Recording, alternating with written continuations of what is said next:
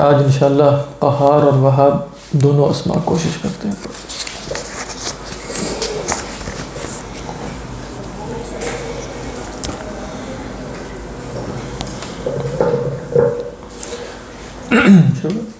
بسم اللہ الرحمن الرحیم. رب اشرح لی صدری ویسر لی امری واحلل عقدۃ من لسانی یفقہوا قولی. اللہم الہمنا رشدنا واعذنا من شرور انفسنا. اللہم انفعنا بما علمتنا وعلمنا ما ينفعنا وزدنا علما. اللہم صل علی سیدنا محمد وعلی آل سیدنا محمد وبارک وسلم. آمین یا رب العالمین. اللہ سبحانہ و تعالیٰ کا اسم مبارک القہار. امام غزالی علیہ الرحمہ فرماتے ہیں القہار هو الذی یقسم ظہور الجبابرۃ من اعدائہ. قہار وہ ہے کہ جو اپنے دشمنوں میں جو جبابرہ ہیں ان کی کمر توڑ دے. یقسم ظہور الجبابرۃ من اعدائہ. کل عرض کیا تھا کہ علماء میں یہ اختلاف ہوا کہ قہار صفت ذات ہے یا صفت فعل. تو امام غزالی علیہ الرحمہ کی تعریف سے یہ معلوم ہو رہا ہے کہ قہار صفت فعل ہے امام صاحب علیہ الرحمہ کے ہاں. اور اگر ہم قہار کو صفت ذات لیں تو پھر یہ کس صفت کی طرف لوٹے گی؟ صفت قدرت اور ارادے کی طرف. تو فرمایا کہ کیسے وہ قہر یا غلبہ پاتا ہے ان پر. فَيَقْهَرُهُمْ بِالْإِمَاتَةِ وَالْإِذْلَالِ. تو ان پر غلبہ حاصل کرتا ہے یا ان پر اپنے قہر کا مظاہرہ کرتا ہے انہیں موت دے کر اور ذلیل کر کے. تو امام راضی علیہ الرحمہ نے قہر کی ایک تعریف یہ بیان کی. ایک تو لغت میں علماء یہ بیان کرتے ہیں کہ یہ غلبہ ہے. قہر یقہر قہرا بمعنی غلب یغلب غلبۃ. امام راضی علیہ الرحمہ فرماتے ہیں، ان کی تعریف میں نے لکھی تھی، بہت اہم ہے، کہ القہر صرف الشیء عن طبیعته علی سبیل الالجاء. اور پھر انہوں نے مثال دی فاما الیتیم فلا تقہر. کہتے ہیں کسی شے کو زبردستی کسی ایسی شے کی طرف پھیر دینا کہ جو خلاف طبیعت ہو یا اس کا خلاف ارادہ ہو. مثال کے طور پہ مرنا کوئی نہیں چاہتا تو اللہ سبحانہ و تعالی قاہر الجبابرہ ہے بالموت. موت دے کر سب پر جبر یا سب کے خلاف ارادہ شے کی طرف انہیں پھیر دیتا ہے. تو یہ اہم بات ہے واللہ عالم کہ فَيَقْهَرُهُمْ بِالْإِمَاتَةِ وَالْإِذْلَالِ. یہاں امام صاحب علیہ الرحمہ نے بالکل مختصراً یہ بات بیان کی. کچھ شارحین نے تفصیل سے بیان کی ہے کہ کس طریقے پر نمرود تھا اور فرعون تھا، لیکن موت سب پر آنی ہے. تو قہر کیا ہے؟ كُلُّ نَفْسٍ ذَائِقَةٌ الْمَوْتِ وَاللَّهُ عَالَمُ. فَيَقْهَرُهُمْ بِالْإِمَاتَةِ وَالْإِذْلَالِ بل الذي لا موجود الا وهو مسخر تحت قهره ومقدرته عاجز في قبضته. کہہ رہے کوئی بھی موجود نہیں ہے مگر یہ کہ وہ اللہ کے قہر اور قدرت کے ہاں مسخر ہے، وہ قدرت کے نیچے ہے، عاجز ہے، اللہ کے قبضے میں ہے، عاجز ہے اللہ کے قبضے میں. تو یہاں امام صاحب علیہ الرحمہ نے گویا صفت ذات کی طرف بھی اشارہ فرما دیا. یعنی القہار کیا ہے؟ جو فعلاً بھی یہ کام کرتا ہے. یقسم ظہور الجبابرۃ من اعدائہ اور بل الذی لا موجود الا وهو مسخر تحت قہرہ ومقدرتہ. یہ کیا ہو گیا؟ صفت قدرت ہو گئی. واللہ عالم. یہاں بس امام صاحب علیہ الرحمہ کو آگے پڑھنے سے پہلے امام راضی علیہ الرحمہ نے وجوہ قہر بیان کی ہیں کہ اللہ تعالیٰ قاہر کس کس طریقے پر ہے. تو امام راضی فرماتے ہیں سب سے پہلی بات یہ ہے کہ وہ قہار ہے للعدم والوجود. اور یہ امام قشیری علیہ الرحمہ نے بھی نقل کیا اور بھی علماء نے. دیکھیں ہر شے کا اپنا تقاضا عدم ہے کہ وجود. یعنی میں اس وقت اگر ممکن الوجود ہوں یا کائنات ممکن الوجود ہے تو عموماً ہم ممکن الوجود کی تعریف یہ کرتے ہیں کہ جس میں عدم اور وجود کا پلڑا برابر ہو. لیکن کیا یہ برابر کی کوئی کیفیت ہوگی کہ نہ وہ معدوم ہو نہ موجود ہو؟ تو متکلمین کے ہاں ممکن یقتضی العدم. کیوں ممکن یقتضی العدم؟ ممکن کا تقاضا عدم کیوں ہے؟ اس لیے کہ ممکن کو وجود دینے کے لیے کوئی صفت مرجحہ چاہیے. تو اگر کوئی صفت مرجحہ یا کوئی علت مرجحہ وجود نہیں پائے گی تو ممکن عدم ہی کا شکار رہے گا۔ تو اللہ سبحانہ و تعالیٰ وہ ہے قاہر للعدم۔ معنی کیا ہے؟ عدم سے وجود پیدا کر دیا، یعنی یہ بات جو قابل تصور نہیں ہے، قابل فہم نہیں ہے، اگرچہ معقول ہے۔ امام غزالی علیہ الرحمہ فرماتے ہیں کہ یہ بات 100% معقول ہے کہ عدم سے کچھ پیدا کر دیا جائے، لیکن یہ بات انسانی ذہن کے لیے معقول ہے، مفہوم نہیں ہے، متصور نہیں ہے۔ تو اللہ سبحانہ و تعالیٰ نے عدم پر اپنے قہر کا مظاہرہ کیا۔ اللہ کا غلبہ عدم پر بھی ہے، اگرچہ عدم کوئی شے نہیں، غلبہ اس اعتبار سے ہے کہ عدم سے اس نے وجود پیدا کر دیا۔ تو یہ قاہر للوجود والعدم۔ اچھا، اس کے بعد یہ وجود کا قاہر کیسے ہے؟ دیکھیں، ممکن الوجود کو وجود مل گیا۔ اچھا، ممکن الوجود کو وجود ملنے کے بعد کیا اس وجود کی بقا اس کا تقاضا ہو گیا؟ یعنی مجھے وجود مل گیا، اب چونکہ میں ممکن الوجود ہوں تو کیا باقی رہ سکتا ہوں؟ نہیں، وجود ملتے ہی عدم کا شکار ہو جاؤں گا۔ کیوں وجود ملتے ہی عدم کا شکار ہو جاؤں گا؟ اس لیے کہ ممکن الوجود ہوں۔ تو ایک ہستی نے میرے وجود کو عدم پر ترجیح دے کر مجھے موجود تو کر دیا، لیکن اگر مستقل اس کی طرف سے بقا کا سامان نہ ہوگا تو میں دوبارہ عدم کا شکار ہو جاؤں گا۔ تو اللہ تعالیٰ قاہر للوجود بھی ہے، قاہر للوجود بھی ہے، قاہر للعدم بھی ہے۔ وجود پر اس اعتبار سے قاہر ہے کہ وجود کو برقرار رکھتے ہیں۔ اس پر آپ دیکھیے انہوں نے جیسے وہ آیت کوٹ کی نا، ان اللہ یمسک السماوات والارض ان تزولا۔ اب سماوات و ارض جو ہے وہ وجود پذیر ہیں، اللہ نے انہیں روکا ہوا ہے، تھاما ہوا ہے۔ امساک کا مطلب ہے جیسے وہ جا رہے ہیں، وہ ٹلنے کو ہے، وہ عدم کا شکار ہونے کو ہے، لیکن اللہ سبحانہ و تعالیٰ نے انہیں امساک کیا ہوا ہے، انہیں روک کے رکھا ہے۔ تو یہ کیا ہے؟ یہ قاہر للوجود ہے، واللہ عالم۔ پھر ایک نقطہ بیان کیا، وہ بڑا خوبصورت لگ رہا ہے کہ یہ جو روح اور بدن ہے، یہ بالکل اب دیکھیں مطلب واحد انسان ہی ہے نا جس کے اندر یہ امتزاج پیدا ہو گیا۔ کہتے ہیں روح اور بدن میں غایت درجے کا تنافر ہے۔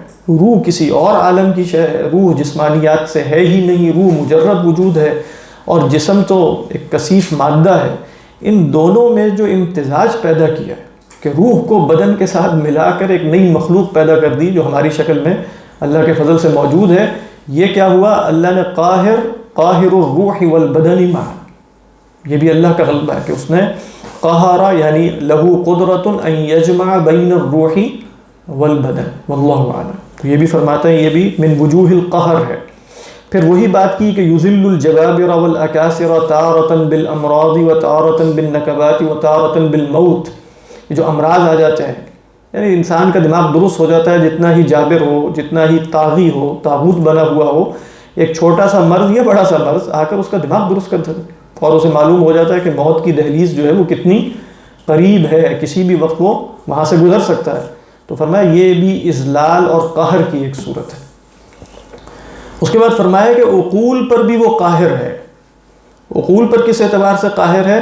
قہر العقول ان تصل الی کنہ صمدیتہ، یعنی کوئی عقل خدا کی صمدیت کی کنہ تک نہیں پہنچ سکتی۔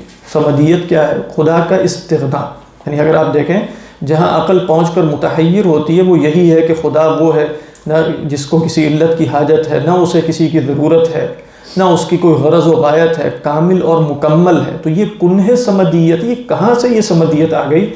عقل کے لیے وہ دروازہ بند کر دیا۔ قہر العقول ان تصل الی کنہ صمدیتہ۔ اور پھر فرماتے ہیں کہ ایک قہر اس کا تمام مخلوقات پر ہے کہ الخلق کلہم مقہورون تحت مشیئتہ، جو وہ چاہے گا وہ ہوگا اور جو وہ نہیں چاہے گا وہ نہیں ہوگا۔ اور پھر وہ آیت انہوں نے کوٹ کی کہ وما تشاءون الا ان یشاء اللہ رب العالمین۔ تو یہ وجوہ قہر ہے، اللہ سبحانہ و تعالیٰ ان تمام اعتبارات سے کیا ہے؟ قہار۔ اب ہم امام صاحب علیہ الرحمہ کو پڑھتے ہیں تنبیہ۔ فرماتے ہیں القہار من العباد من قہر اعداءہ، کہہ رہے ہیں بندوں میں قہار وہ ہوگا جو اپنے دشمنوں پر غالب ہو جائے۔ وَأَعْدَى عَدُوِّ الْإِنسَانِ نَفْسُهُ الَّتِي بَيْنَ جَنْبَيْهِ، کہہ رہے ہیں انسان کا سب سے بڑھ کر دشمن وہ نفس ہے جو اس کے پہلو کے درمیان ہے۔ فَهِيَ أَعْدَى لَهُ مِنَ الشَّيْطَانِ الَّذِي قَدْ حُذِّرَ عَدَاوَتُهُ، کہہ رہے ہیں شیطان سے بڑھ کر دشمن ہے یہ نفس جس کی عداوت سے انسان کو خبردار کیا گیا۔ یعنی کس کی عداوت سے خبردار کیا گیا؟ شیطان کی عداوت سے، اور یہ نفس شیطان سے بڑھ کر ہے۔ وَمَهْمَا قَهَرَ شَهَوَاتِ نَفْسِهِ فَقَدْ قَهَرَ الشَّيْطَانِ، کہہ رہے ہیں اگر انسان اپنے نفس کی شہوات پر غالب آ جائے تو شیطان پر غالب آ گیا. کیسے؟ اِذِ الشَّيْطَانُ يَسْتَهْوِيهِ إِلَى الْهَلَاكِ بِوَاسِطَةِ شَهَوَاتِهِ، کیونکہ شیطان اسے تدریجاً ہلاکت کی طرف لے کر جاتا ہے شہوات کے واسطے سے. وَإِحْدَى، اب یہ عجیب سی انہوں نے بات کی، یعنی گویا ایک مثال دی ہے. وَإِحْدَى حَبَائِكَ، حبائق جمع احبوکا کی، احبوکا کہتے ہیں جال کو، تو کہتے ہیں احدى حبائق الشیطان النساء، شیطان کے بڑے جالوں میں سے اور چالوں میں سے ایک چال اور جال کیا ہے؟ وہ نساء ہے. ہمارے پاس حبائل ہے، وہ ٹھیک، احبولہ، وہ حبائق جو وہ حبل ہے، یعنی جو سمندر میں ڈالی جائے، وہ بھی جال ہی ہوتا ہے چونکہ وہ حبل سے مل کے بنتا ہے. اور حبیقہ اصل میں کہتے ہیں کہ جس کو یعنی حبق کر کے جوڑ کے ایک دوسرے کے ساتھ ملایا گیا، ایک ہی بات ہے، حبائل ہو یا حبائق ہو. حبائل استعمال نہیں ہوتی، کسی روایت میں شاید ہوتا ہے حبائل النساء حبائل الشیطان استعمال ہوتا ہے. ویسے وہ روایت تو مجھے نہیں معلوم، دوسری روایت صحیح ہے کہ ما ترکت علی رجال امتی فتنة، ما ترکت بعدی فتنة اضر علی رجال امتی من النساء، او کما قول النبی صلی اللہ علیہ وسلم، کہ سب سے بڑھ کر فتنہ جو میں نے اپنی امت کے مردوں کے لیے چھوڑا وہ فتنۃ النساء ہے، یعنی آزمائش. فتنۃ النساء سے مراد آزمائش ہے. تو فرمایا کہ ومن فقد شہوۃ النساء لم يتصور ان ينعقل، میرے ہیں آپ کے بھی یتعقل، یتعقل ٹھیک اور ٹھیک ہے، لیکن میرے خیال میں ینعقل بہتر، واللہ اعلم، کیونکہ تعقل زیادہ تعقل کے لیے بھی استعمال ہوتا ہے. ویسے یہاں مراد ہے بند جانا، یعنی عقل جو ہے وہ بندنے کے مفہوم میں، تو تعقل کا مطلب بھی کیا ہے؟ بندھے گا اس جال میں.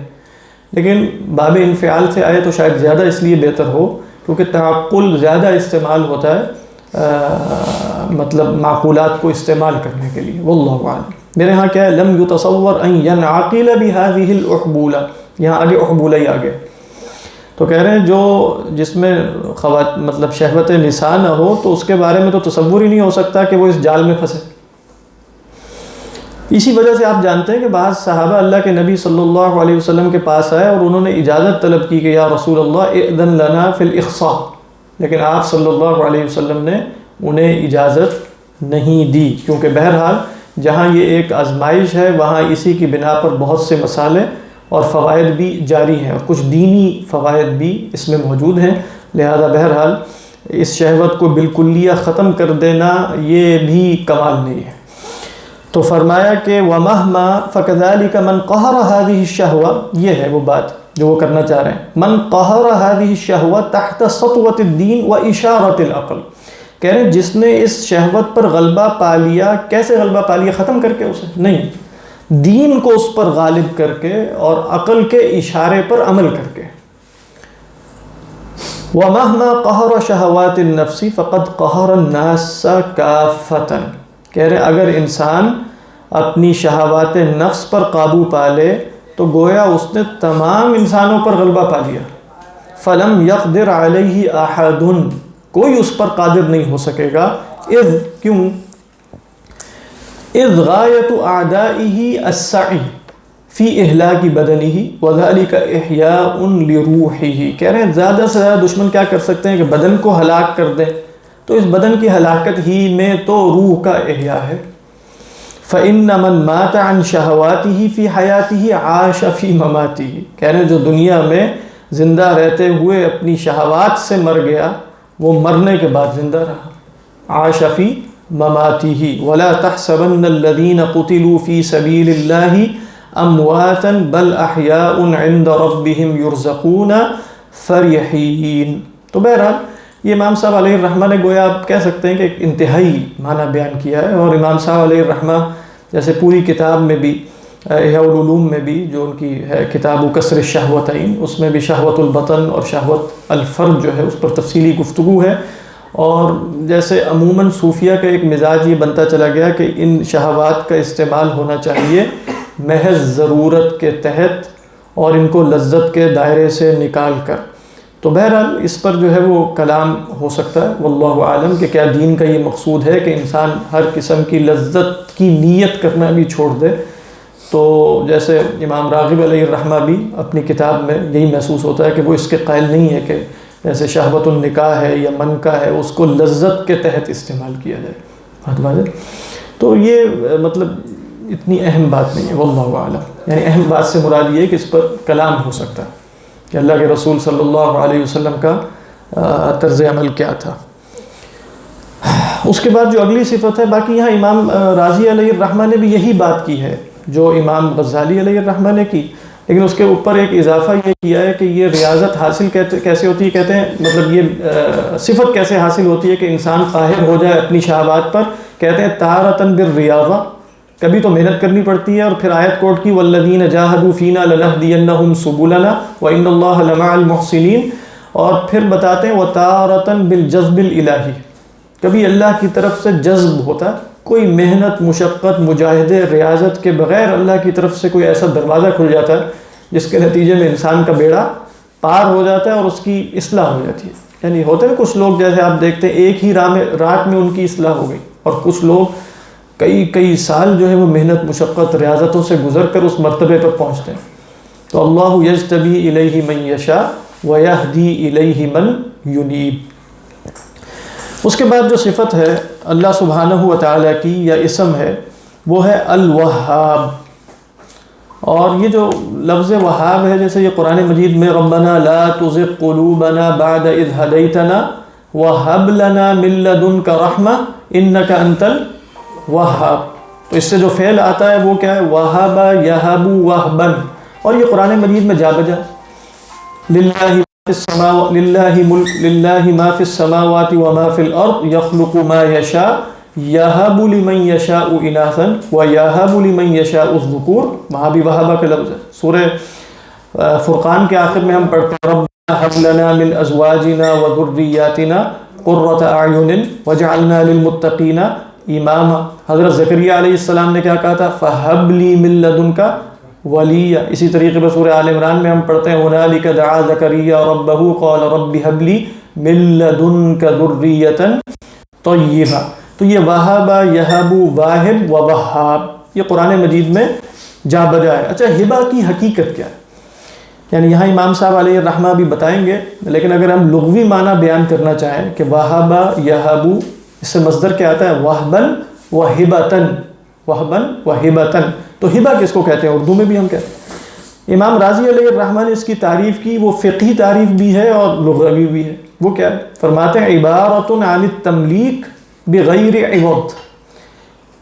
ہبہ عبارت ہے مالک بنانا کسی کو بغیر کسی عوض کے، بغیر کسی عوض کے مالک بنانا. پھر اس کے بعد انہوں نے کلام یہ کیا کہ کیا یہ معنی کسی مخلوق پر صادق آ سکتا ہے کہ وہ کسی کو کسی شے کا مالک بنا دے بغیر کسی عوض کے؟ ابھی ہم امام غزالی علیہ الرحمہ کو بھی دیکھیں گے کہ انسانی افعال اغراض سے خالی نہیں ہو سکتے. یعنی یہ نہیں ہو سکتا کہ بغیر عوض کے کوئی شے میں کسی کو دے دوں. ہاں یہ ہو سکتا ہے کہ عوض مختلف ہو جائیں. لوگ صرف مادی اشیاء کو عوض سمجھتے ہیں، ہو سکتا ہے کوئی اور عوض ہو، وہ حب جاہ ہے.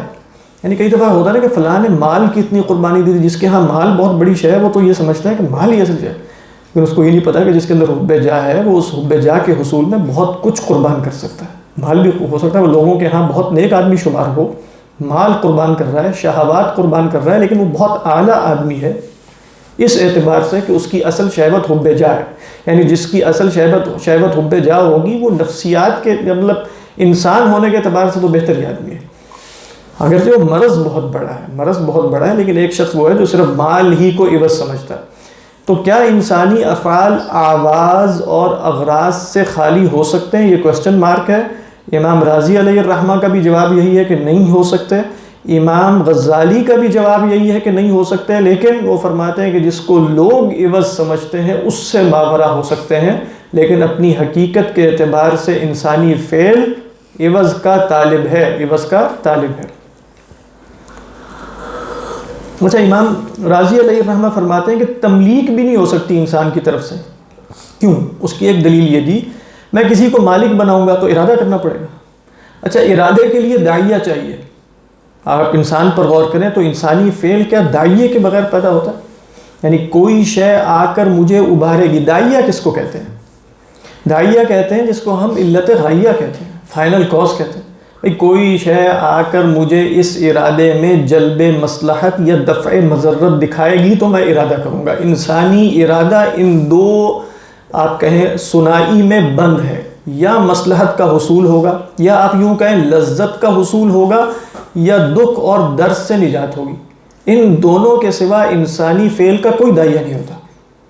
تو جب تک میرے اندر داعیہ پیدا نہیں ہوگا اس وقت تک میں ارادہ نہیں کروں گا. اچھا سوال یہ کہ یہ داعیہ پیدا کرنا میری قدرت میں ہے؟ نہیں، سوچ کے بتائیے، کیا داعیہ پیدا کرنا اپنے اندر میری قدرت میں ہے؟ اس لیے کہ داعیے سے مراد یہ ہوا کہ کسی شے کی مصلحت پتہ چل گئی یا کسی شے کی مضرت پتہ چل گئی تو علم ہے. علم میں انسان مجبور ہوتا ہے. آپ یہ نہیں کہہ سکتے میں یہ علم اپنے اندر پیدا ہی نہیں کرتا. داعیہ اصلاً علم ہے. کس شے کا علم ہے؟ یہ شے میرے لیے فائدہ مند ہے اور اس میں کوئی نقصان نہیں ہے، یہ شے میرے لیے مضر ہے اور اس میں کوئی فائدہ نہیں ہے. تو یہ داعیہ ہے. داعیہ اپنی حقیقت کے اعتبار سے علم ہے. علم پر انسان کو قدرت نہیں ہے. علم اس لیے اضطراری ہوتا ہے، اگر آ گئے تو وہ اضطراری ہے. تو لہذا جب داعیے پر اسے قدرت حاصل نہیں ہے اور داعیہ شرط ہے ارادے کے لیے، یعنی تملیک کے لیے کہ میں کسی کو مالک بناؤں، تو گویا اس کا ارادہ داعیے کا محتاج ہوا اور داعیے کا خالق سوائے خدا کے کوئی نہیں ہے. یہ مذہب معتزلہ کے مطابق امام رازی علیہ الرحمہ ہمیشہ یہ تشریح فرماتے ہیں. یعنی معتزلہ مانتے ہیں کہ ارادے کا خالق بھی میں ہوں، عمل کہتے ہیں ہو گئے.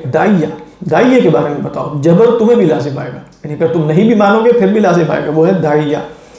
تو کہتے ہیں چونکہ داعیہ انسان کا اختیار نہیں ہے لہذا تملیک کی حقیقت وہاں ہو ہی نہیں سکتی. پھر وہ کہتے ہیں کہ انسان اپنے افعال کا موجد نہیں ہے ہمارے مسلک کے مطابق. تو پھر تو بات بالکل واضح ہے، تملیک فعل ہے. تملیک کیا ہے؟ کسی کو مالک بنانا. یہ فعل ہے، میں اپنے افعال کا خالق نہیں ہوں. پھر آخری سوال انہوں نے یہ اٹھایا کہ کیا انسان کسی شے کا مالک ہے؟ یعنی تملیک کے لیے خود مالک ہونا بھی تو شرط ہے. جب انسان کسی شے کا مالک ہی نہیں ہے تو تملیک کیسے ہوگی؟ یعنی یہاں کوئی فقہی بات نہیں کر رہے کہ آپ کہیں کہ یہاں سوال پیدا ہو گیا کہ انسان کسی شے کا مالک ہے یا نہیں. فقہی اعتبار سے تو مالک ہے. یہاں ہم حقیقت کے اعتبار سے گفتگو کر رہے ہیں. یعنی حقیقت کے اعتبار سے فقہی، یعنی فقہ میں مالک ہونا فقہی حقیقت ہے، لیکن حقیقت نفس الامری کے اعتبار سے مالک ہونا انسان کا مجاز ہے. حقیقت نفس الامری کے اعتبار سے انسان مالک مجازن ہے. تو جب وہ مالک مجازن ہے تو تملیک حقیقتاً ہو سکتی، یعنی اگر مالک ہونا مجازن ہو تو تملیک حقیقی ہو سکتی؟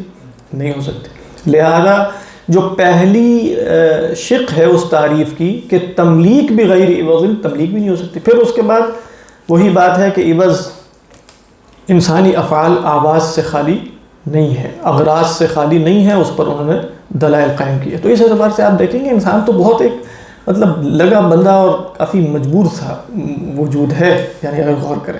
لیکن اس نے کرنا کیا ہے؟ پھر اسے اختیار کیا دیا گیا ہے؟ اختیار یہ دیا گیا ہے کہ آواز میں سے یعنی عوض میں سے بہترین عوض کا انتخاب کرے جس کو اللہ سبحانہ و تعالیٰ نے پسند فرمایا. وہ کیا ہے؟ وہ اب ہم امام غزالی علیہ الرحمہ کی عبارت میں دیکھیں گے. تو فرماتے الوہاب. پھر ہبہ کے بارے میں بتایا، الہبۃ ہی العطیۃ الخالیۃ عن الاعواض والاغراض.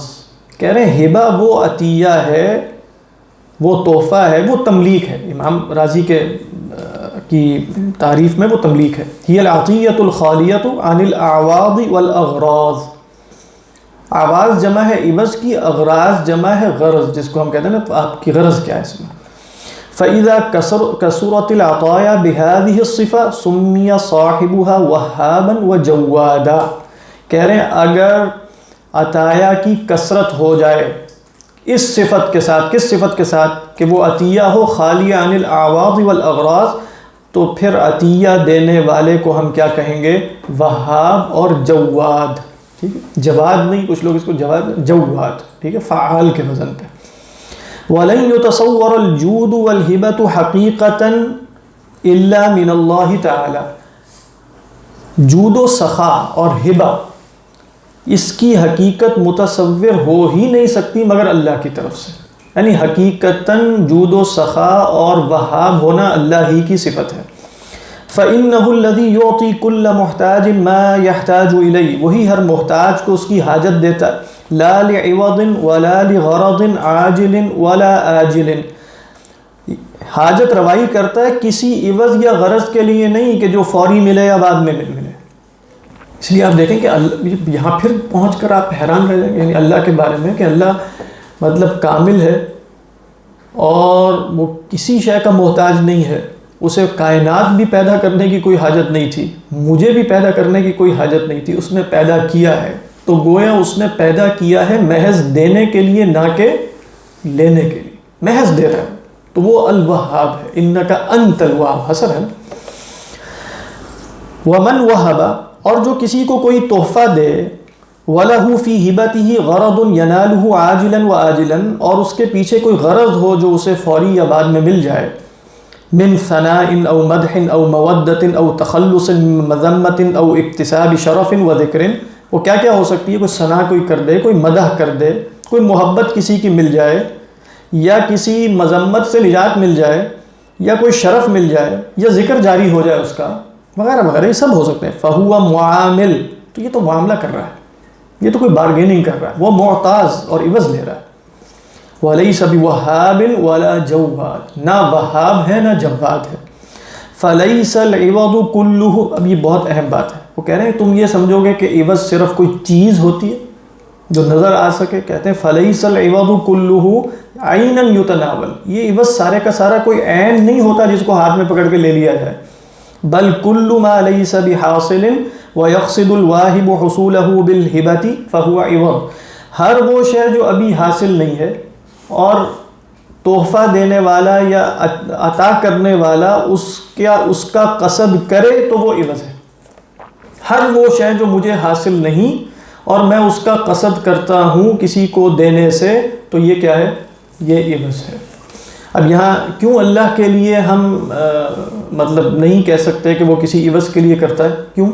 ہاں, مطلب اگر آپ کہیں گے کہ وہ عوض کے لیے یا غرض کے لیے کرتا ہے تو آپ کو یہ ماننا پڑے گا دلالت لزومی کے اعتبار سے کہ کچھ اسے حاصل نہیں ہے, کچھ اسے حاصل نہیں ہے جو حاصل کرنے کے لیے اس نے یہ سارا آپ کا اسٹیج سجایا ہے, کائنات سجائی ہے. واللہ اعلم, ایسا کچھ بھی نہیں.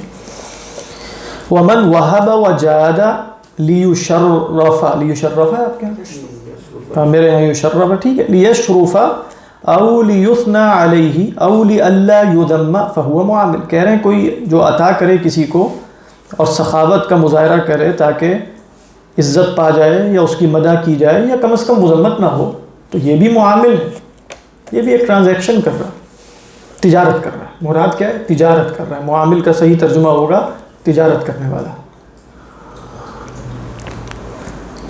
وَإِنَّمَا الْجَوَّادُ الْحَقُّ هُوَ الَّذِي يَفِيضُ مِنْهُ الْفَوَائِدُ عَلَى الْمُسْتَفِيدِ لَا لِغَرَضٍ يَعُودُ إِلَيْهِ, جواد حق وہ ہے جس کی طرف سے مستفید پر فوائد کی بارش ہو اور اسے کوئی غرض حاصل نہ ہو جو اس کی طرف لوٹے. بَلِ الَّذِي يَفْعَلُ شَيْئًا لَوْ لَمْ يُفْعَلْ, یہ بھی بہت اہم بات ہے, اس میں رد کر رہے ہیں معتزلہ کی. کہہ رہے ہیں بلکہ میں تو یہ بھی کہتا ہوں جو کچھ کرتا ہے لَوْ لَمْ يُفْعَلْ یا لَوْ لَمْ يَفْعَلْ ہوگا آپ کیا میرے یہاں پہ نہیں یفعل لکھا ہے, لو لم يفعل لکان یقبح به. کہہ رہے کہ جو کوئی کام کرے اور اگر وہ نہ کرتا تو یہ اس کا نہ کرنا قبیح شمار ہوتا. فہو بما یفعلہ متخلص, تو وہ بھی اگر کام کرے گا تو وہ بھی متخلص ہے, یعنی اس قباحت سے نجات حاصل کرنے کے لیے کر رہا ہے. وذالک غرض وعوض, یہ بھی تو غرض اور عوض ہی ہے. اس میں کیا بتانا چاہ رہے تھے کہ اگر تم تقبیح و تحسین عقلی کے تحت اللہ سبحانہ و تعالیٰ پر کچھ اپنے قواعد لازم کر کے واجبات کا ایک نظام مرتب کر دو کہ اس کو یہ کرنا ہے, یہ کرنا ہے, اگر نہیں کرے گا تو وہ قبیح ہوگا, تو فرماتے ہیں جو اس لیے بھی کرے نا تو تب بھی وہ غرض اور عوض ہے. تو اس سے بھی اللہ سبحانہ و تعالیٰ کے افعال ماورا ہے. واللہ اعلم. تو یہ ہے وہاب, یہ ہے اللہ سبحانہ و تعالیٰ یا وہاب جب ہم کہتے ہیں تو اس کا مطلب یہی ہے کہ وہ جس کو چاہے دے. امام قشیری علیہ الرحمہ نے, یہ تو آگے انہوں نے کچھ اور ہی معنی بیان کیے ہیں امام غزالی نے. امام قشیری علیہ الرحمہ نے اس کا جو ادب بیان کیا وہ ادب یہ تھا کہ بھئی ادب ہے وہاب کا دعا کرنا اور اپنی تمام حوائج کو اللہ کی بارگاہ میں پیش کرنا, تمام حاجتوں کی حاجت روائی وہیں سے کروانا یقین کے ساتھ, یہ وہاب ہے. یعنی جب آپ کہیں گے یا وہاب یا وہاب تو اس کا مطلب کیا ہے؟ اے اللہ مجھے عطا کر دے, اے اللہ مجھے عطا کرتے. تو کسی اور پر توکل نہ کرنا، اعتماد نہ کرنا، کیونکہ جو بھی آپ کو خدا کے سوا دے گا کسی غرض کی وجہ سے دے گا. واحد ہستی جو مجھے دے گی بغیر کسی غرض کے وہ الوہاب ہے. تو بہرحال یہ ادب امام قشیری علیہ الرحمہ نے بیان کیا. امام صاحب کیا فرماتے ہیں؟ اب ہم یہ ذرا تھوڑا تیزی سے پڑھیں گے، تھوڑا لمبا ہے یہ. کہہ رہے ہیں لا یتصور من العبد الجود والہبہ. تو ادب کیا انسان یہ اختیار کر سکتا ہے کہ وہ بھی جواد اور وہاب ہو جائے؟ حقیقتاً نہیں ہو سکتا. کیوں؟ اس لیے کہ انسان سے جود اور ہبہ متصور ہی نہیں. فَإِنَّهُ مَا لَمْ يَكُنْ الْفِعْلُ أَوْلَى بِهِ مِنَ التَّرْكِ لَمْ يُقْدِمْ عَلَيْهِ. یہ جو داعیہ بتایا تھا نا امام رازی نے، وہی بات انہوں نے بھی کر دی. کہہ رہے ہیں جب تک انسان کے لیے کرنا نہ کرنے سے اولا نہ ہو وہ فعل نہیں کرتا. جب تک کرنا نہ کرنے سے اولا نہ ہو جائے انسان کے لیے، کرنا نہ کرنے پر راجح نہ ہو جائے انسان کے لیے، اس وقت تک انسان فعل پر اقدام نہیں کرتا. لم یقدم علیہ فیکون اقدامہ لغرض نفسہ. تو اس کا اقدام نفس کی غرض کی وجہ سے ہوتا ہے. ولكن الذي يبذل جميع ما يملكه حتى الروح لوجه الله عز وجل فقط لا للوصول إلى نعيم الجنة أو الحذر من عذاب النار أو لحظ عاجل أو آجل مما يعد من حظوظ البشرية فهو جدير بأن يسمى وهابا وجوادا.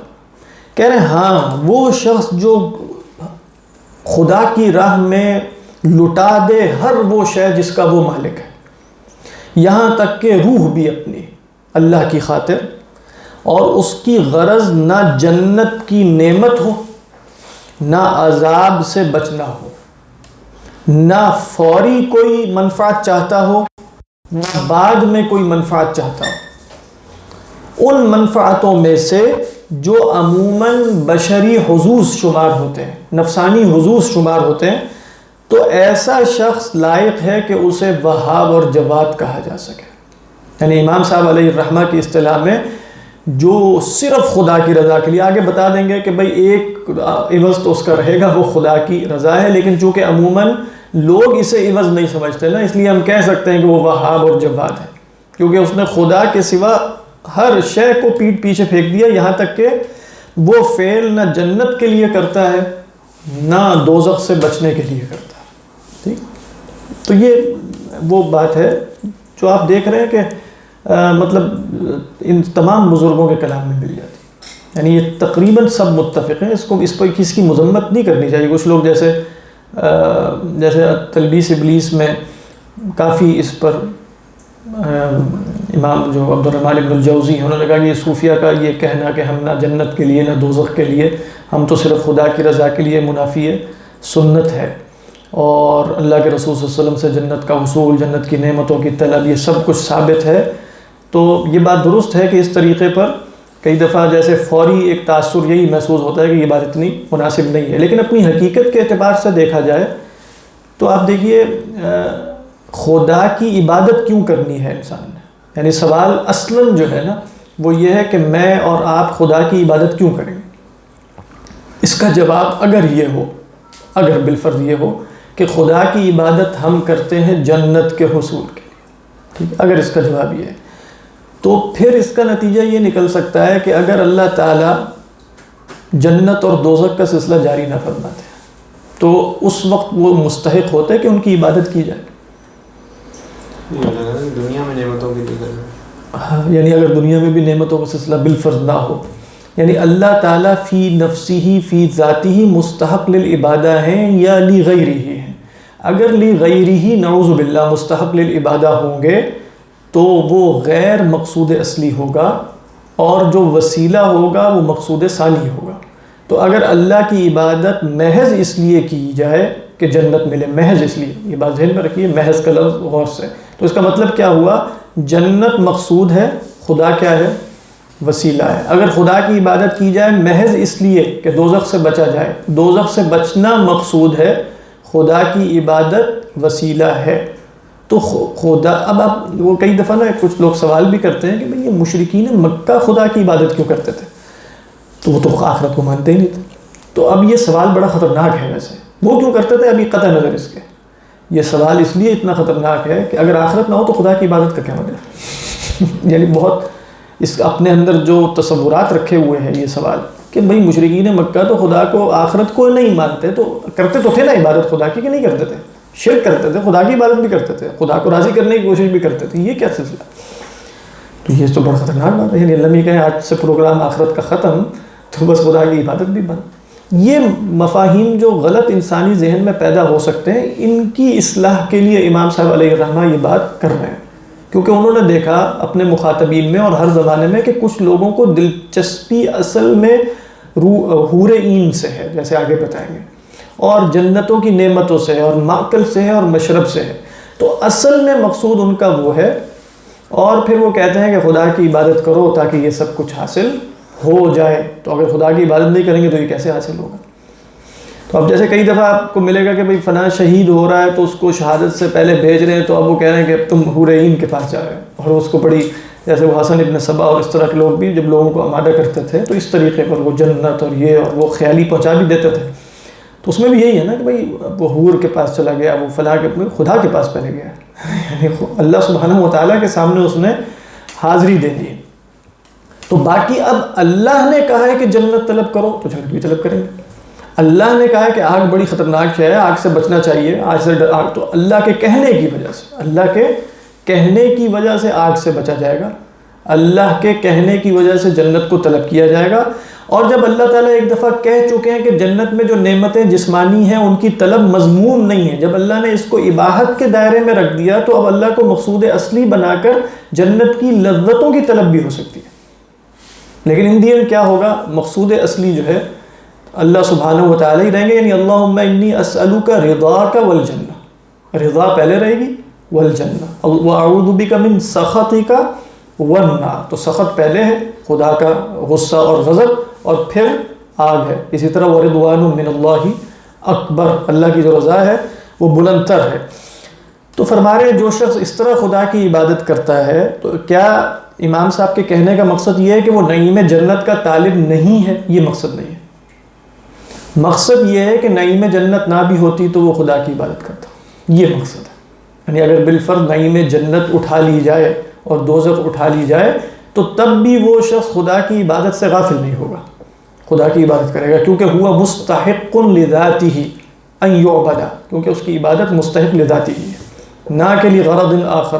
خدا مقصود لذاتی ہی ہے، خدا کے سوا جو کچھ بھی ہے وہ مقصود لغیری ہے۔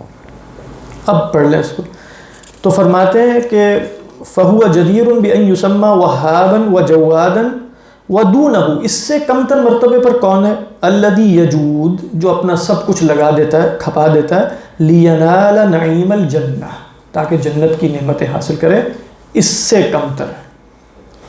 وَدُونَهُ، اس سے بھی کم تر کون ہے؟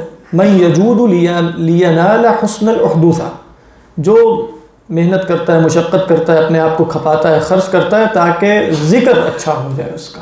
حسن الاحدوثہ کا مطلب ہے حدیث لوگوں میں جو جاری ہو، احدوثہ حدیث کو کہتے ہیں، وہ اچھی ہو۔ اس کی جمع، احدوثہ کی جمع کیا ہے؟ حدیث، اس کی بھی حدیث ہی ہے۔ جیسے افعولہ کی جو جمع ہے نا وہ افعیل ہوتی، اعجوبہ، عاجیب، حبولہ ابھی ہم نے کہا حابیل، یا حبائل بھی آتی ہے اسی طرح، اور کیا ہے؟ ارجوحہ، اراجیح، تو افعولہ کے وزن پر جو جمع ہے اس کی وہ افعیل ہوتی ہے۔ جیسے اقولہ، ابھی وہ میں یہی دیکھ رہا تھا، وہ کل جو تفسیر سورہ حاقہ کی پڑھنی اس میں نا وَلَوْ تَقَوَّلَ عَلَيْنَا بَعْضَ الْأَقَاوِيلِ، افاعیل، تو وہ بھی جمع اقولہ کی ہے، اقولہ یعنی قول کی نہیں بلکہ اقولہ۔ تو وَكُلُّ مَن لَّمْ يَطْلُبْ عِوَضًا يُتَنَاوَلْ سُمِّيَ جَوَّادًا عِندَ مَن يَظُنُّ أَن لَّا عِوَضَ إِلَّا الْأَعْيَانُ، کہہ رہے ہر وہ شخص جو طلب نہ کرے ایسا عوض جو لیا جاتا ہے جسمانی، وہ اس شخص کے ہاں جواد ہوگا جو سمجھتا ہے کہ عوض تو محض اعیان ہی ہوتے ہیں، چیزیں ہوتی ہیں۔ سمجھ آ رہی ہے بات؟ یعنی جو شخص سمجھتا ہے یہ کہ عوض ایک میٹیریل کنکریٹ شے ہوتی ہے، تو ہر وہ شخص جو اس کنکریٹ شے کے لیے کوئی کام نہ کرے اس کے ہاں وہ کیا شمار ہو جائے گا؟ وہاب اور جواد۔ لیکن ہو سکتا ہے وہ حب جا کے لیے کر رہا ہے، حب جا کوئی کنکریٹ شے نہیں ہے۔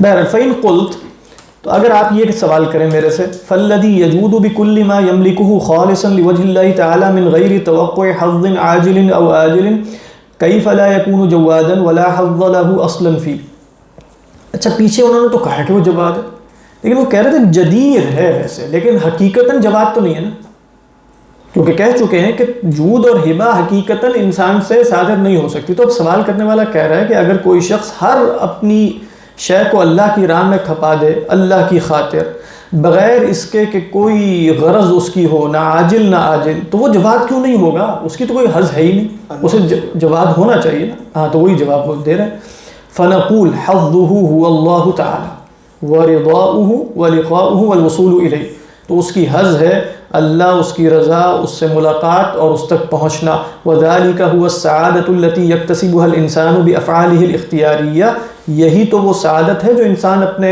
اختیاری افعال سے حاصل کرتا، وهو الحظ الذي تستحقر سائر الحظوظ فی مقابلته، یہ وہ نصیب ہے، یہ وہ حظ ہے، یہ وہ عوض ہے جس کے مقابلے میں سارے حظوظ اور اعواز اور اغراض حقیر ہیں، یعنی خدا کی رضا اور خدا سے ملاقات اور اس کی رویت۔ فَإِن قُلْتَ، اگر تم میرے سے یہ بات پوچھو کہ فما معنی قولہم، یہ صوفیہ کا یہ کہنے کا کیا مطلب ہے کہ ان العارف باللہ هو الذی یعبد اللہ عز وجل خالصا للہ لا لحظ وراءہ، فإن كان لا يخلو فعل العبد عن حظ فما الفرق بين من يعبد الله تعالى خالصا وبين من يعبده لحظ من الحظوظ؟ سوال کیا بنا؟ کہنے کہ جو صوفیہ کہتے ہیں کہ عارف وہ ہوتا ہے جو اللہ کی عبادت کرتا ہے خالص اللہ کے لیے، کوئی حظ اس کے سوا نہیں ہوتی، تو اگر بندے کا فعل حظ سے خالی ہو ہی نہیں سکتا تو پھر فرق کیا رہ جائے گا کہ جو اللہ کی عبادت کرتا ہے خالصتاً اور جو کسی اور حظ کے لیے کرتا ہے، سب برابر ہی ہوئے نا۔ بھائی میں اللہ کی عبادت کر رہا ہوں جنت کے لیے، ایک شخص اللہ کے لیے خالص ہے لیکن اس کی بھی ایک غرض تو ہے نا، اس کا بھی ایک حظ تو ہے نا، تو دونوں مشترک ہوئے اس بات میں کہ دونوں ہی کوئی عوض چاہتے ہیں، تو فرق کیا ہوا پھر؟ سوال واضح؟ اب اس کا جواب کیا ہے؟ فَاعْلَمْ أَنَّ الْحَظَّ عِبَارَةٌ عِنْدَ الْجَمَاهِيرِ عَنِ الْأَغْرَاضِ أَوِ الْأَعْوَاضِ الْمَشْهُورَةِ عِنْدَهُمْ، جان لو کہ یہ جو حظوظ ہیں، حظوظ کا ترجمہ صحیح اردو میں کیا ہوتا ہے؟ حظوظ النفس جو ہے، حظ، ہاں لیکن حظ تو اصل میں نصیب کو کہتے ہیں، کیا ترجمہ ہوگا حظ کا صحیح اردو ترجمہ؟ جو بھی یعنی نفس کے مزے یا نفس کی چاہتیں، حظوظ نفس، نفس کی چاہتیں۔ تو فرماتے ہیں کہ دیکھو یہ جو نفس کی چاہت ہے نا، یہ اکثر لوگوں کے ہاں عبارت ہے ان اغراض سے اور ان آواز عوض کی جمع سے جو ان کے ہاں مشہور ہے، یعنی جب وہ کہیں گے نا نفس کی چاہتیں، تو نفس کی چاہت کبھی یہ کہہ رہے ہوں گے کہ خدا کی رضا نفس کی چاہت ہے، نہیں، وہ تو کہیں گے نفس کی چاہتوں سے مراد جو چاہتے ہوتی ہیں نفس کی، جو سب کے ہاں مشہور ہے۔ وَمَن تَنَزَّعَ عَنْهَا، اور جو اس سے متنزع ہو جائے، وَلَمْ يَبْقَ لَهُ مَقْصِدٌ إِلَّا اللَّهُ تَعَالَى، اور اس کے ہاں مقصد صرف اللہ ہی ہو، فَيُقَالُ إِنَّهُ قَدْ بَرِئَ مِنَ الْحُظُوظِ أَيْ عَمَّا يَعُدُّهُ النَّاسُ حَظًّا، تو ہم کہہ سکتے ہیں نا کہ وہ حظوظ نفس سے، نفس کی چاہتوں سے بری ہو گیا، یعنی ان چاہتوں سے جن کو لوگ نفس کی چاہتے کہتے ہیں، ٹھیک ہے۔ وَهُوَ كَقَوْلِهِمْ، جیسے مثال دیتے ہیں، ان العبد یراعی سیدہ لا لسیدہ ولکن لحظ ینالہ من سیدہ من نعمت او اکرام، والسید یراعی عبدہ لا لعبدہ ولکن لحظ ینالہ منہ بخدمتہ۔ کہہ رہے ہیں جیسے کوئی شخص کہے کہ جو غلام ہے وہ اپنے سید کا خیال کرتا ہے، کیوں؟ سید کی وجہ سے نہیں بلکہ سید سے جو فوائد حاصل ہوتے ہیں اس وجہ سے، جو نعمت ہے یا اکرام ہے۔ اسی طرح جو آقا ہے وہ بھی اپنے غلام کا خیال رکھتا ہے، اس وجہ سے نہیں کہ وہ اس کا غلام ہے بلکہ اس عوض سے کی وجہ سے جو اسے غلام سے حاصل ہوتا ہے، خدمت وغیرہ۔ اما الوالد، لیکن جہاں تک والد ہے، فإنه يراعي ولده لذاته، والد اپنے بچے کی دیکھ بھال اور تربیت کسی حظ کے لیے نہیں کرتا بلکہ بچے ہی کے لیے کرتا ہے، یعنی بچہ ہی اس کی حظ ہے، یعنی کہنا یہ چاہ رہے ہیں حظ تو ہے اس کی، لیکن وہ بچہ فی نفسی ہی حظ ہے۔ تو غلام اور آقا میں ایک تعلق ہے جو دنیا میں، اور ایک تعلق باپ کا بیٹے کے ساتھ ہے، تو دونوں میں فرق ہے کہ نہیں؟ ہر ایک کہے گا دونوں میں فرق ہے، یعنی بچے سے جو اس کا تعلق ہے وہ ابھی یہ نہیں کہ بچہ بڑے ہو کر اس کی خدمت کرے گا، یہ ہو سکتا ہے اس کے پیش نظر بالکل نہ ہو اور اس کے ذہن میں حاضر بھی نہ ہو، وہ بچے کی دیکھ بھال کر رہا ہے اس لیے کہ بچہ ہی اس کا حظ ہے، سمجھ میں آئی؟ تو کیا کہتے ہیں؟ وَأَمَّا الْوَالِدُ فَإِنَّهُ يُرَاعِي وَلَدَهُ لِذَاتِهِ، لا لحظ يناله منه بل لو لم يكن منه حظ اصلا لكان معنيا بمراعاته. اگر کوئی حظ حاصل نہ بھی ہونا، ویسے حاصل ہو جاتا ہے عادتاً، پھر بھی وہ اس کی دیکھ بھال کا اہتمام کرے گا. اگر کوئی حظ حاصل، یعنی کچھ لوگ ہو سکتا ہے ایسا بھی ہو کہ ان کو پتہ بتا دیا جائے بچپن سے. مطلب آپ دیکھیں کہ ایسے بھی بچے ہوتے ہیں نعوذ باللہ جو مطلب بالکل محتاج ہوتے ہیں، بالکل ابتدائی، اور ان کو والدین کو بھی پتہ ہوتا ہے کہ یہ ہمیشہ محتاج ایسے ہی رہیں گے، یہ کبھی بھی ہماری خدمت نہیں کر سکتے اور ہمیشہ ہمیں ہی ان کی خدمت کرنی پڑے گی. لیکن پھر بھی ان سے دلی تعلق اور محبت ہوتی اور مستقل ان کی خدمت کرتے چلے جاتے ہیں اور بڑھاپے تک کرتے چلے جاتے ہیں. تو اس کا مطلب کیا ہوا کہ ان کا اصلاً حظ یہ نہیں ہے کہ بچہ ان کی خدمت کرے، بلکہ بچہ فی نفسی ہی ان کا حظ ہے. یہ بس فرق چونکہ ہے، اگرچہ اس کو بھی اگر ہم حظ کہیں گے تو یہ حظ ہے، لیکن لوگ اس کو حظ تو نہیں کہتے نا. لوگ تو حظوظ یا نفس کی چاہتے ہیں، یہ میٹیریل اس طرح کی چیزوں کو سمجھتے ہیں. تو کیا فرمایا وَمَنْ طَلَبَ شَيْئًا لِغَيْرِهِ لَا لِذَاتِهِ فَكَأَنَّهُ لَمْ يَطْلُبْهُ. بہت اہم بات ہے. کہتے ہیں جو کسی شے کا طالب ہو کسی غیر کے لیے، نہ کہ اس کی ذات کے لیے، تو گویا اس نے اس کو طلب ہی نہیں کیا. یعنی من عبد اللہ للجنت فکأنہ لم یعبد اللہ، لم یعبد اللہ. کیوں؟ من طلب شیئا لغیرہ لا لذاتہ فکأنہ لم یطلبہ فإنہ لیس غایۃ طلبہ بل غایۃ طلب الطلب ہے. آپ کیا ہاں یہاں طلبی ہی نہیں ہے، لیکن بل غایۃ طلبی غیرہ، یعنی بل غایۃ طلبی غیرہ. ٹھیک ہے. کمن یطلب الذهب، کہہ رہے ہیں جیسے سونے کی طلب ہے انسان کے اندر. سونے کی طلب کیا سونے کے سونے ہونے کی وجہ سے؟ اصلا تو ایسا نہیں ہوتا، لیکن انسان پاگل ہو جاتا ہے، ہو بھی سکتا. یعنی زین للناس حب الشہوات من النساء والبنین والقناطیر المقنطرۃ من الذهب. تو وہاں علماء نے کہا کہ زین للناس حب کہا گیا، یعنی ان چیزوں کی محبت فی نفسی ہی مزین ہو جاتی ہے. یہ خلل ہے انسانی عقل میں کہ وہ سونے اور چاندی کا فی نفسی ہی طالب ہو جائے. وگرنہ سونے اور چاندی کو طلب کیا جائے گا قضائے حوائج کے لیے. تو کیا فرماتے ہیں کمن یطلب الذهب فإنه لا يطلبه لذاته بل ليتوصل به إلى المطعم والملبس. سونے چاندی کو تو بھائی مطعم اور ملبس کے لیے حاصل کیا. والمطعم والملبس لا يرادان لذاتهما، اور یہ مطعم و ملبس بھی اپنی ذات میں مطلوب تھوڑی ہیں. بل للتوصل بهما الى جلب اللذة ودفع الالم، بلکہ تاکہ اس کے ذریعے جلب لذت ہو اور دفع الم. بات وہیں پہنچ گئی. لذت کا حصول، یہی انسان کا آپ کا منتہائے قصد انسان کا وہ لذت کا حصول ہے اور دفع الم ہے. واللذة تراد لذاتها، لذت اپنی ذات میں مطلوب ہے. لا لغایت اخرى وراء، اس کے بعد کوئی اور غایت نہیں ہے. اس لیے آپ دیکھیں اللہ کے رسول صلی اللہ علیہ وسلم نے بھی جب اللہ کی رؤیت کا سوال کیا تو وہاں بھی لذت کا لفظ استعمال کیا. اللہم انی اسألوک لذت النظر الی وجہک الکریم. تو گویا لذت وہاں لذت ہے اور لذت فی نفسی ہی مقصود ہے، یعنی خدا مقصود ہے، لیکن وہ رؤیت کی لذت ہے اللہ کو دیکھنے کی. تو فرمایا واللذت، کیا فرمایا تراد لذاتها لا لغایت اخرى وراءها وكذا دفع الالم. اسی طرح دفع الم.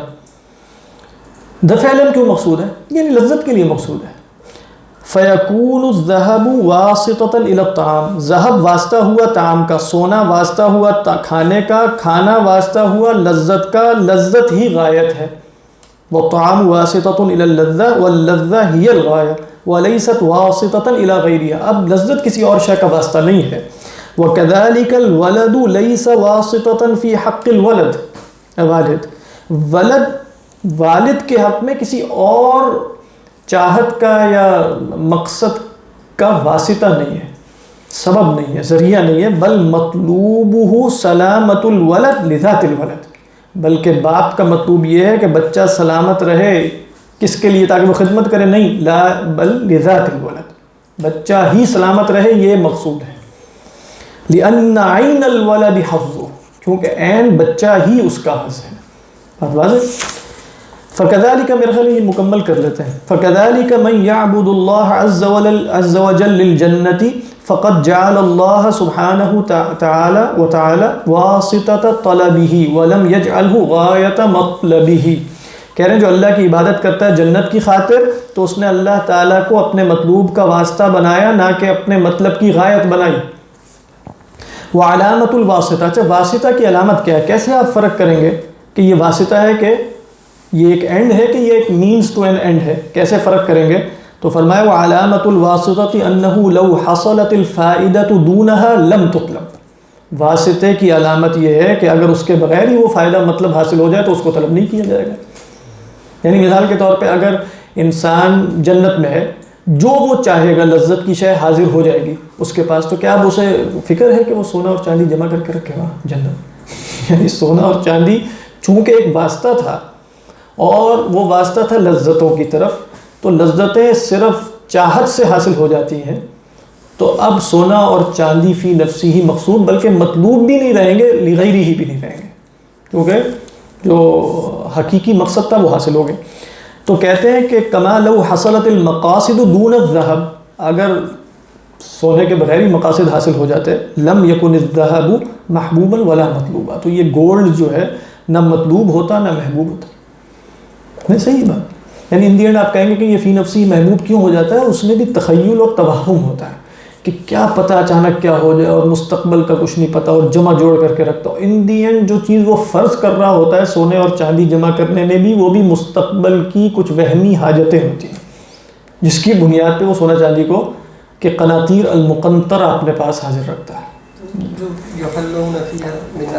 وہ زینت، یعنی وہاں ذہب جو ہے نا، وہ ذہب یا سکوں کی صورت میں نہیں، وہ زیورات کی صورت میں، تو وہاں زیورات پہننا تنعم کی علامت ہوتی ہے، فارغ البالی کی علامت ہے، راحتوں میں ہونے کی علامت ہے، واللہ اعلم۔ تو کیا فرمایا؟ لیکن اگر آپ کو پل سے جس طرح کھانا پینا ہو جاتا ہے، لذت بھی اس میں ہو جاتی ہے، پھر بھی کھانا ہی پسند کریں گے۔ پل سے لذت نہیں ہوگی میرا خیال ہے، یعنی میرا نہیں خیال کہ وہ پلس کے اندر کچھ ایسا وہ فرض ہے۔ اگر آپ جو 15 منٹ بریانی کھانے کی لذت ہے، 15 منٹ، وہ پلس کو نگلنے سے وہی 15 منٹ کی اگر لذت حاصل ہو جاتی ہے بالفرض تخیل میں، تو پھر یہ سوچا جائے گا کہ واقعی انسان پھر بریانی کھائے گا کہ نہیں۔ لیکن ابھی تو یہ نہیں سوچ سکتے، یعنی آپ کہیں گے پل سے شاید وہ سارے نیوٹرینٹس اور وہ جو ضروری غذائیں ہیں وہ فراہم کر دی جائیں، لیکن لذت کا حصول تو لذت کا حصول۔ اس لیے آپ دیکھیں کہ مطلب انسان کو پتہ ہوتا ہے کہ نا چیز اس کے لیے فائدہ مند نہیں ہے، مطلب یقینی علم رکھتے ہوئے بھی کہ بھئی کولیسٹرول بڑھ گیا ہے تو اب یہ سری پائے نہیں کھا سکتا ہو، لیکن وہ کھا رہا ہوتا ہے بیٹا، کیوں؟ لذت کی وجہ سے۔ تو لذت کا حصول فی نفسی ہی، حالانکہ وہ اس کی حاجت بھی نہیں ہے، لیکن لذت چاہیے اسے، تو لہٰذا لذت بہت اہم بات ہے، اللہ عالم۔ مطلب لذت اہم بات سے مراد ہے کہ لذت گویا انسان کے اعمال کی غایت ہے کہ لذت حاصل ہو جائے، اور لذت حاصل ہو نہیں سکتی جب تک دفع الم نہ، اس لیے حل ادلکم علی تجارت تنجیکم من عذاب علیم، تو گویا بتا دیا کہ تمہیں لذت حاصل نہیں ہو سکتی جب تک دفع الم نہ ہو، تو میں تمہیں راہ بتاتا ہوں جس کے نتیجے میں دفع الم ہو جائے، تؤمنون باللہ ورسولہ وتجاہدون۔ تو اس کے بعد فرمایا وَلَوْ حَصَلَتِ الْجَنَّةُ لِمَنْ يَعْبُدُ اللَّهَ لِأَجْلِهَا دُونَ عِبَادَةِ اللَّهِ عَزَّ وَجَلَّ لَمَا عَبَدَ اللَّهِ، اگر اس شخص کو جنت حاصل ہو جائے جو اللہ کی عبادت جنت کے لیے کرتا ہے، اللہ کی عبادت کے بغیر جنت مل جائے تو اللہ کی عبادت نہ کرے، یہی ہے نا۔ فَمَحْبُوبُهُ وَمَطْلُوبُهُ الْجَنَّةُ اِذًا، اس کا محبوب اور مطلوب تو جنت ہی ہوئی نا، اِذًا لا غیر۔ وَأَمَّا مَنْ لَمْ يَكُنْ لَهُ مَحْبُوب سِوَى اللَّهِ عَزَّ وَجَلَّ وَلَا مَطْلُوبَ سِوَاهُ بَلْ حَظُّهُ الْإِبْتِهَاجُ بِلِقَاءِ اللَّهِ تَعَالَى وَالْقُرْبِ مِنْهُ وَالْمُرَافَقَةُ مع الملأ الأعلى المقربين من حضرته، فيقال إنه يعبد الله تعالى لله لا على معنى أنه غير طالب للحظ، بل على معنى أن الله عز وجل هو حظه وليس يبغي وراءه حظا۔ کہہ رہے ہیں وہ شخص کہ جس کا محبوب صرف اللہ ہے اور کوئی مطلوب نہیں اللہ کے سوا، اور اس کی چاہت اللہ کی لقاء میں جو خوشی ہے اور قرب میں جو خوشی ہے وہ ہے، اور وہ چاہتا یہ ہے کہ اسے ملأ اعلیٰ کی مرافقت نصیب ہو جائے جو اللہ کے حضور میں حاضر رہتے ہیں، تو ہم یہ کہہ سکتے ہیں کہ یہ اللہ کی عبادت کرتا ہے اللہ کے لیے، اگرچہ یہ معنی نہیں ہے کہ وہ حظ کا طالب نہیں ہے، حظ کا تو وہ طالب ہے، لیکن معنی یہ ہے کہ اللہ ہی اس کی حظ ہے، اللہ ہی اس کی حظ ہے، اور اللہ کے سوا کسی حظ کا طالب نہیں ہے، کسی چاہت کا مرید نہیں ہے۔ اس کے بعد آخری پیراگراف وَمَن لَّمْ يُؤْمِن بِلَذَّةِ الْبَهْجَةِ بِلِقَاءِ اللَّهِ عَزَّ وَجَلَّ وَمَعْرِفَتِهِ وَالْمُشَاهَدَةِ لَهُ وَالْقُرْبِ مِنْهُ لَمْ يَشْتَقْ إِلَيْهِ کہہ رہے ہیں جو اللہ سے ملاقات کی جو لذت اور بہجت ہے اس کا یقین نہیں رکھتا، اور اللہ کی معرفت اور اس کے دیدار اور اس کے قرب میں جو خوشی اور لذت اور سعادت کا سامان ہے اس پر یقین نہیں رکھتا، وہ اللہ سے ملاقات کا اشتیاق نہیں رکھے گا. لم یشتق الیہ. ومن لم یشتق الیہ، اور جو اللہ سے ملاقات کا مشتاق نہیں ہوگا، لم یتصور ان یکون ذلک من حظہ، تو یہ بھی بات تصور میں نہیں آ سکتی کہ اللہ سے ملاقات اس کی حظ ہو، اس کی چاہت ہو. بات واضح ہے. فلم یتصور ان یکون ذلک مقصدہ اصلا، تو بس بات جو نکلے گی وہ یہ ہے کہ اللہ سے ملاقات اس کا حقیقی مقصد نہیں ہے. دیکھیں من کان یرجو لقاء اللہ، وہاں صرف جنت نہیں کہا گیا بلکہ من کان یرجو لقاء اللہ فإن اجل اللہ لآت. اسی طرح حدیث میں من احب اللہ لقاءہ، من احب لقاء اللہ احب اللہ لقاءہ، ومن کرہ لقاء اللہ کرہ اللہ لقاءہ. تو جس کے ہاں خدا مقصد حقیقی نہیں ہے وہاں یہ بات متصور ہی نہیں ہوگی کہ وہ خدا کی طرف اشتیاق رکھے. فَلِذَلِكَ لَا يَكُونُ فِي عِبَادَةِ اللَّهِ تَعَالَى إِلَّا كَالْأَجِيرِ السُّوءِ. پھر وہ اللہ کی عبادت میں نا اسی ملازم کے مانند ہوگا جو کوئی اتنا اچھا ملازم نہیں، اسے اپنے آقا سے کوئی محبت وغیرہ نہیں ہوتی. لَا يَعْمَلُ إِلَّا بِأُجْرَةٍ طَمِعَ فِيهَا، صرف اجرت کی خاطر، وہ جو تنخواہ ملنی ہے، جو اجرت ملے گی اس کی خاطر وہ عمل کرتا ہے. وَأَكْثَرُ الْخَلْقِ لَمْ يَذُوقُوا هَذِهِ اللَّذَّةَ وَلَمْ يَعْرِفُوهَا. اکثر خلق جو ہے وہ اس لذت کو انہوں نے نہیں چکھا اور نہ اس کو وہ جانتے ہیں. وہ جانتے کیسے؟ وہ ہماری بات انہوں نے کر دی آگے. فرمایا وَلَا يَفْهَمُونَ لَذَّةَ النَّظَرِ إِلَى وَجْهِ اللَّهِ تَعَالَى، اور انہیں کچھ پتہ نہیں کہ اللہ کو دیکھنے کی لذت کا مطلب کیا ہے. انما ایمانہم بذالک من حیث النطق باللسان، ان کا ایمان زبان کی حد تک ہے کہ وہ مانتے ہیں اللہ سے ملاقات کی تمنا ہے وغیرہ وغیرہ. تو بہرحال وہ صحیح فرما رہے ہیں امام غزالی علیہ رحمہ، ایسا ہی حال ہے. وہ اکثر الخلق، تو سب کا یہی حال ہوتا ہے، لیکن یہ بھی حال حاصل ہو جائے تو یہ بھی غنیمت ہی ہے ویسے کہ کم از کم انسان جنت ہی کا طالب ہو. لیکن امام غزالی علیہ رحمہ بڑے آدمی تھے تو ان کی برکت سے اللہ تعالی ہمیں بھی یہ نصیب فرمائے. تو فرمایا فَأَمَّا بَوَاطِنُهُمْ، تو جہاں تک ان کے بواطن ہیں، کن کے بواطن؟ یعنی جو لوگ من حیث النطق باللسان تو یہ سب کچھ مانتے ہیں لیکن انہیں پتہ نہیں ہے کہ لذت النظر الی وجہ اللہ کا مطلب کیا ہے. فَأَمَّا بَوَاطِنُهُمْ فَإِنَّهَا مَائِلَةٌ إِلَى التَّلَذُّذِ بِلِقَاءِ الْحُورِ الْعِينِ. کہہ رہے ہیں ان کے بواطن تو مائل ہیں کہ جو لذت انہیں ملے گی حور عین کی لقاء سے. وَمُصَدِّقَةٌ بِهِ فقط، اور اصلاً اسی شے کی انہیں تصدیق حاصل ہے. مطلب آپ خود ہی دیکھیں نا، دنیا میں بھی ابھی ہم امام راغب کو پڑھ رہے تھے، انہوں نے فرمایا تھا کہ لذات جو ہیں وہ جیسے لذت عقلی بھی ایک لذت ہوتی ہے. تو وہ کہتے ہیں یہ سب سے اعلیٰ نوع ہے اور سب سے عقل وجوداً ہے، وجود میں سب سے قلیل تر ہے. تو ابھی بھی یعنی اپنے بارے میں ہم غور کریں تو بھئی سمجھ میں آ جاتا ہے نا کہ بھئی کسی بڑی بات کو سمجھنے کی لذت زیادہ ہے یا اچار گوشت کھانے کی لذت زیادہ ہے. یعنی خود ہی پتہ چاہے ہمیں اپنی حقیقت معلوم ہو جائے گی. ریسٹورانٹ میں بیٹھ کے انواع و اقسام کے کھانوں کی لذت زیادہ ہے یا مطلب خدا کے کلام یا خدا کے رسول کے کلام میں کوئی دقیق بات سمجھ میں آ گئی اس کی لذت زیادہ ہے. پتہ نہیں وہ واقعہ سا ہے نا، وہ پلیٹون کے مطلب شخص ان کے مطلب سوکریٹیز کے بارے میں، مطلب جو کوئی حمام میں بیٹھے رہتے نکل گیا، وہ ہے نا اس طرح کے واقع بغیر لباس کے. وہ کوئی مسئلہ سوچ رہے تھے، سو وہ جو مشہور واقعہ وہ بیٹھے ہوئے کوئی وہاں